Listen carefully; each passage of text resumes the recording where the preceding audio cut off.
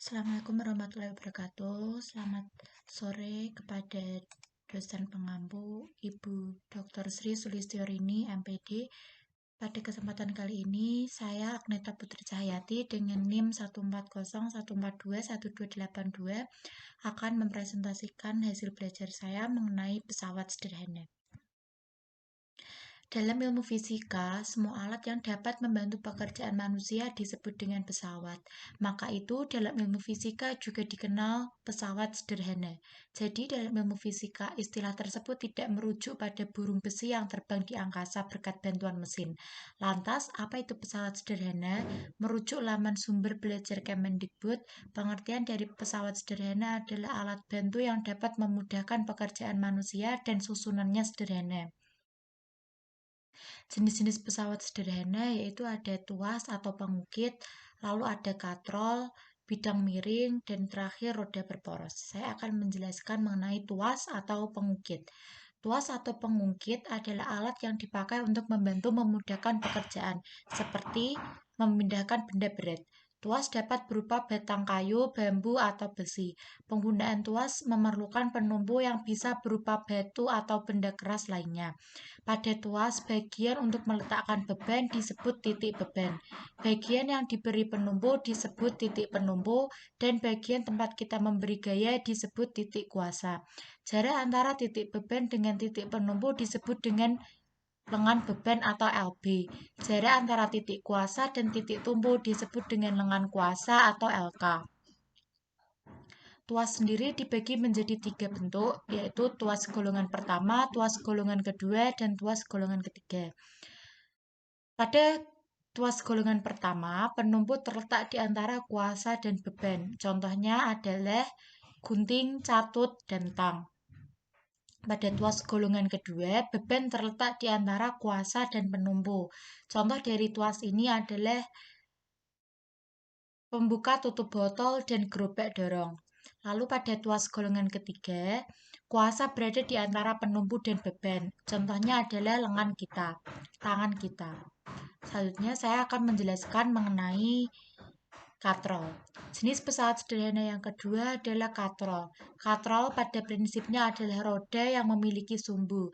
Katrol ini biasanya digunakan untuk menarik atau mengangkat benda yang berukuran berat. Katrol sendiri dibagi menjadi 3 bentuk, yaitu katrol tetap, katrol bebas, dan katrol majemuk. Katrol tetap adalah katrol yang porosnya dipasang di suatu tempat yang tetap, sehingga katrol tidak dapat berpindah tempat saat digunakan. Pada katrol tetap, gaya kuasa yang dikeluarkan akan bernilai sama dengan berat bebannya.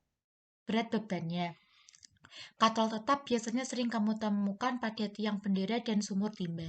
Selanjutnya katrol bebas. Katrol bebas adalah katrol yang porosnya tidak dipasang di suatu tempat yang tetap sehingga katrol dapat berpindah tempat atau bergerak bebas saat digunakan. Pada katrol jenis ini, gaya kuasa yang dikeluarkan untuk menarik bebannya bernilai setengah dari berat bebannya. Katrol bebas biasanya ditemukan pada alat-alat pengangkat peti kemas dan lain-lain di pelabuhan. Selanjutnya ada katrol majemuk. Katrol majemuk merupakan gabungan dari katrol tetap dan katrol bebas. Jadi model katrolnya ada 2 jenis. Katrol yang paling atas adalah katrol tetap dan katrol di bawahnya adalah katrol bebas. Keduanya dihubungkan dengan tali. Selanjutnya ada bidang miring. Bidang miring adalah suatu lintasan yang memiliki kemiringan tertentu dan membentuk sudut terhadap permukaan mendatarnya. Prinsip bidang miring ini digunakan di kehidupan sehari-hari.